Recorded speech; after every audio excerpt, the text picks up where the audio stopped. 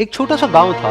वहां पर एक आदमी पहाड़ पर पत्थर तोड़ने का काम करता था। उसको अपनी जिंदगी से कोई गिला शिकवा नहीं था। पूरा दिन वो काम करता, मेहनत करता, दिन के एंड में जो थोड़ा बहुत पैसा मिलता वो जा करके अपने परिवार के साथ में थोड़ा सा टाइम स्पेंड करता और चैन से सो जाता। तो एक दिन रोज की तरह वो अपना काम खत्म करके अपने घर की तरफ जा रहा था। तो रास्ते में चलते चलते उसके मन में ख्याल आया कि ये भी कोई जिंदगी है कि सुबह से शाम तक मैं पत्थर तोड़ने का काम करता हूँ और एंड में मेरे को थोड़े से पैसे मिलते हैं, जिसमें मुश्किल से मेरा और मेरे परिवार का गुजारा हो पाता है। काश कुछ ऐसा हो जाए कि कहीं से मुझे कोई ऐसी शक्ति मिल जाए कि जो भी मैं चाहता हूँ वो सच हो जाए। वो अपने घर पर गया, उसने खाना खाया, लेकिन उसका ध्यान खाने की तरफ नहीं था। उसके दिमाग में यही ख्याल चल रहा था। उसके बाद में वो यही सोचते सोचते सो गया। फिर नींद आने के कुछ देर बाद उसको एक सपना आया। सपने में उसने देखा कि रोज की तरह वो अपना काम खत्म करके अपने घर लौट रहा था। रास्ते में उसने एक बहुत ही बड़ा घर देखा और उसके मन में आया कि काश ये घर मेरा होता और मैं इसका मालिक होता।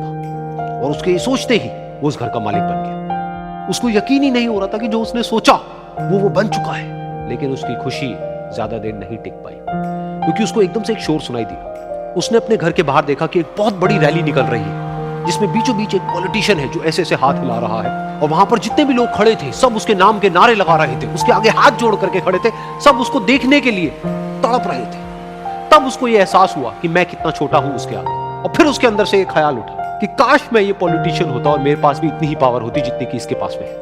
बस उसका इतना सा सोचने की देर थी, वो पॉलिटिशियन बन गया। उसकी खुशी का ठिकाना नहीं था, क्योंकि उसके आसपास में हजारों लोगों की भीड़ थी और सब उसको देखने के लिए तरस रहे थे, तड़प रहे थे।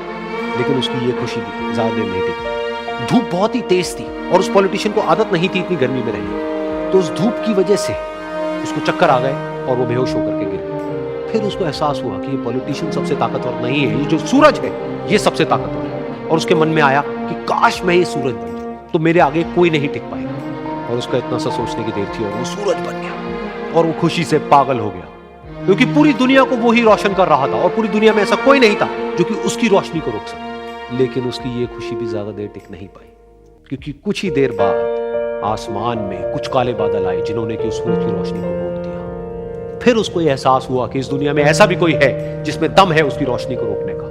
और उसके मन में एक ख्याल उठा कि काश मैं वो बादल बन जाऊं। और वो बादल बन गया और आसमान में उड़ने लगा। उसको ऐसा लगा कि मैं आसमान में उड़ रहा हूं और अब मैं जहां चाहे वहां जा सकता हूं। लेकिन कुछ देर बाद वहां पर एक बहुत तेज हवा का झोंका आया जो कि उन बादलों को उड़ा करके ले गया। अब फिर उसे समझ आया कि ये जो बादल है वो सूरज की रोशनी को तो रोक सकते हैं, लेकिन हवा को नहीं रोक सकते। ये हवा उनको बहा करके ले जाती है। फिर उसके मन में आया कि काश मैं ये हवा बन जाऊं। और वो हवा बन गया। हवा बनने के बाद में उसको अपने अंदर एक अलग ही ऊर्जा का अनुभव हुआ।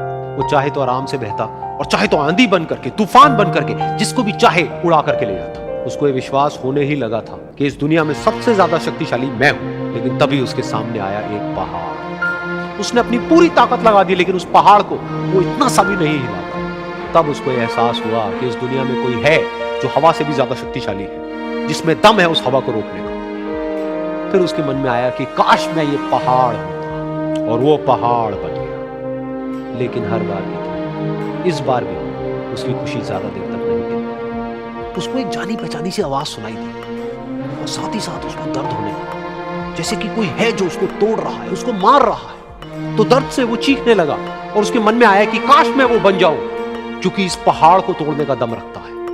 लेकिन इस बार उसकी ये ख्वाहिश पूरी नहीं हुई। वो रोने लगा, चीखने लगा, चिल्लाने लगा। उसने अपनी पूरी जान लगा दी, लेकिन इस बार वो नहीं बन पाया। उसका दर्द बढ़ता ही चला जा रहा था और दर्द की वजह से एकदम से उसकी नींद खुली और सामने शीशा था। उसने शीशे में देखा और उसको समझ आया कि सपने में मैं वो क्यों नहीं बन पा रहा था जो मैं बनना चाहता था, क्योंकि असलियत में मैं वो ही हूं।